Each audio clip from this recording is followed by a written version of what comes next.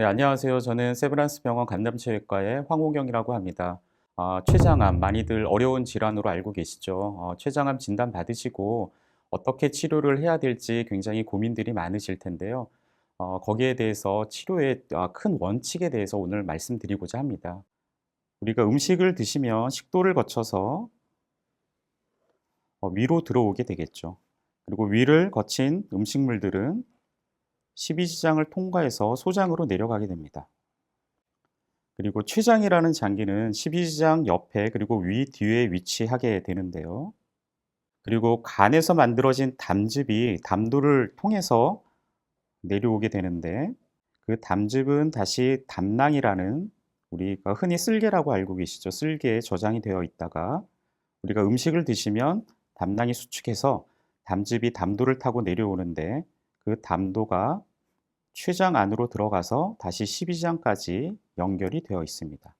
그리고 췌장에서 만들어진 췌장액이라는 소화액이 역시 췌장관을 통해서 십이지장까지 분비가 되게 되어 있습니다.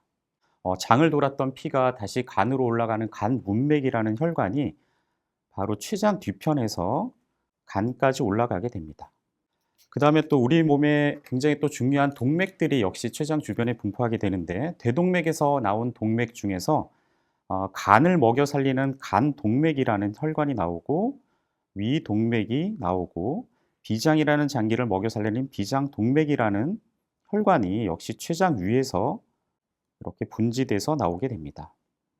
그다음에 우리 소장들을 먹여 살리는 상장간막 동맥이라는 혈관이 역시 대동맥에서 나와서 바로 췌장 뒤편에서 분지되어 나와서 우리 장을 먹여 살리는 동맥들이 이렇게 나오게 됩니다.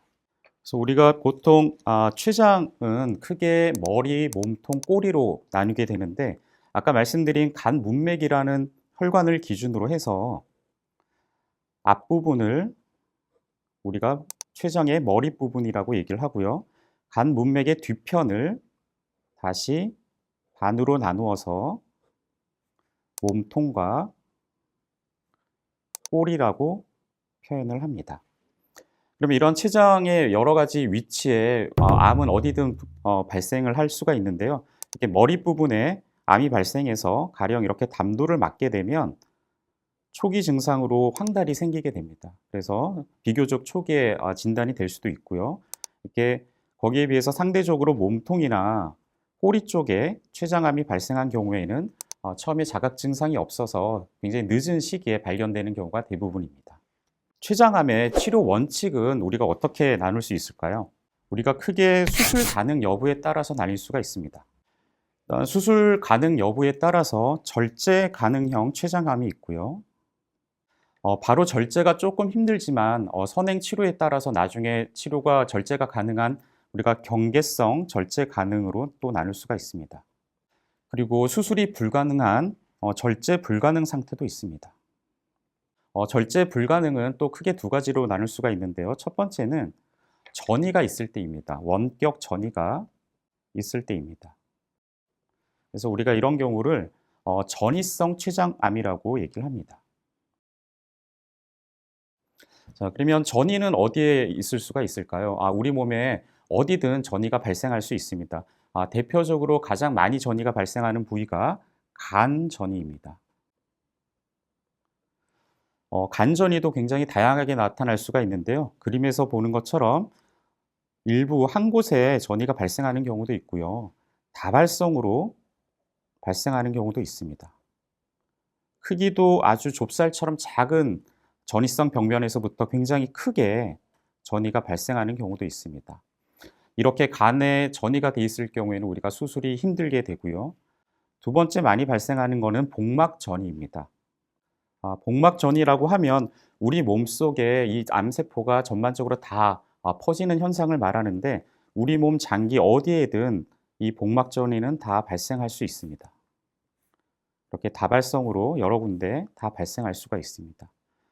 그 다음에 또 여러 다른 기타 장기에 다 전이가 발생할 수 있는데 폐전이도 그 다음에 많이 발생하는 장소 중에 하나입니다. 그 다음에 두 번째는 우리가 국소 진행형 췌장암이라고 해서 쉽게 말하면 혈관 침범이 굉장히 심한 경우를 말합니다. 혈관을 제가 따로 그려서 설명을 드리도록 하겠습니다.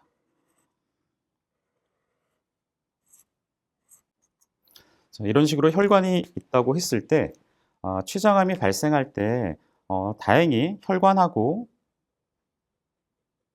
이렇게 떨어져서 발생하는 경우도 있고요. 어떤 경우에는 혈관을 일부 침범할 수도 있겠죠. 그리고 많이 진행된 경우에는 혈관을 이렇게 거의 감싸면서 침범을 할 수도 있습니다. 그래서 혈관을 기준으로 360도 감싸듯이 굉장히 심하게 췌장암이 발생하는 경우도 있고요. 또 앞뒤, 상하 좌우로 넓게 분포를 해서 그림과 같이 혈관은 쭉 나오다가 이렇게 서로 나뭇가지처럼 나뉘게 되는데요. 이렇게 나뉘는 부분까지 넘어서서 침범되는 경우가 있습니다. 이럴 경우에는 우리가 혈관 침범이 너무 심해서 혈관을 절제를 하고 다시 문합을 할 수 없게 됩니다. 이런 경우를 우리가 국소 진행형 췌장암이라고 합니다. 그 다음에 경계성 절제 가능이라고 하면 일단은 원격 전이가 없는 상태를 말하고요. 그림에서 보는 것처럼 혈관 침범이 이렇게 심하지 않고 일부 혈관을 침범을 해서 가령 혈관을 이렇게 자르고 다시 연결할 수 있는, 혈관을 문합할 수 있는 상태를 우리가 경계성 절제 가능 췌장암이라고 얘기를 합니다. 그래서 이럴 경우에는 경계성과 국소 진행형 췌장암은 우리가 혈관 침범의 정도에 따라서 나뉜다고 말씀드릴 수가 있습니다. 그리고 절제 가능은 말 그대로 원격 전이도 없고 혈관 침범도 없어서 바로 수술이 가능한 상태를 말하게 됩니다. 그러면 이런 각 상태에 따라서 치료 원칙을 말씀드리도록 하겠습니다. 먼저 아까 절제 불가능한 경우에는 두 가지로 나눌 수 있다고 말씀을 드렸는데요. 하나는 이제 전이가 있을 경우에는 치료 원칙은 항암 치료가 유일한 치료입니다. 혹시 이런 경우에 요즘 많이 이슈가 되고 있는 중입자 치료가 가능한지 여쭤보시는 분들이 많은데요. 우리가 한 군데가 아닌 다른 데로 이제 퍼진 암에 있어서는 방사선 치료라든지 중입자 치료 같이 국소 치료에 해당하는 치료는 원칙적으로 불가능한 상태입니다. 그리고 국소 진행형 췌장암일 경우에는 항암 치료를 하고요. 거기에 덧붙여서 방사선 치료나 중입자 치료를 할 수가 있습니다. 물론 이런 경우에는 일단은 수술이 불가능하다고 알고 계시면 되고 경계성 절제 가능 췌장암에 있어서는 먼저 항암 치료가 원칙이 되겠습니다. 그리고 이런 경우에도 물론 이제 다른 데 전이가 없기 때문에 방사선 치료라든지 중입자 치료를 덧붙일 수가 있습니다.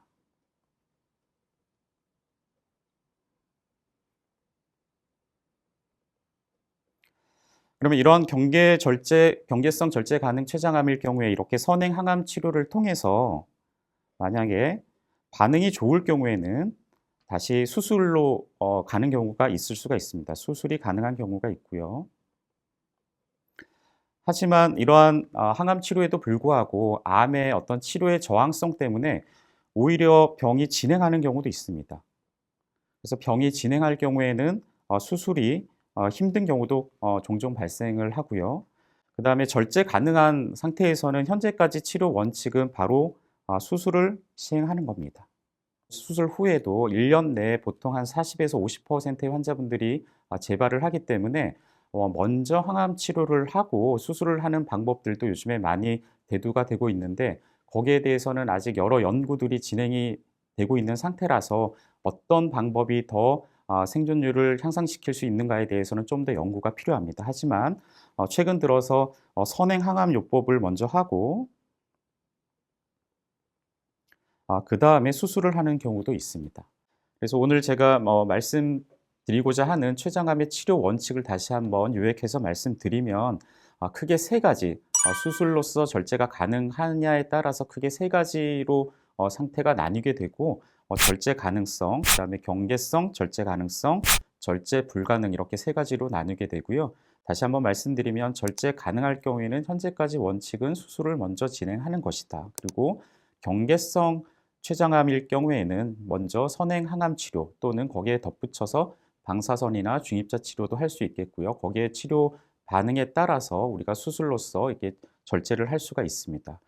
마지막으로는 이제 절제 불가능한 경우에는 크게 두 가지가 나눌 수 있는데, 원격 전이가 있을 경우에는 우리가 방사선 치료를 할 수는 없고요. 그럴 경우에는 항암 치료로만 치료를 해야 됩니다. 그리고 전이가 없이 혈관 침범이 좀 더 심해서 우리가 국소 진행형 췌장암일 경우에는 항암 치료나 또는 거기에 덧붙여서 방사선 치료나 중입자 치료를 하고, 아주 반응이 좋을 경우에는 췌장암의 사이즈가 많이 줄어들어서 수술까지 가는 경우도 있습니다.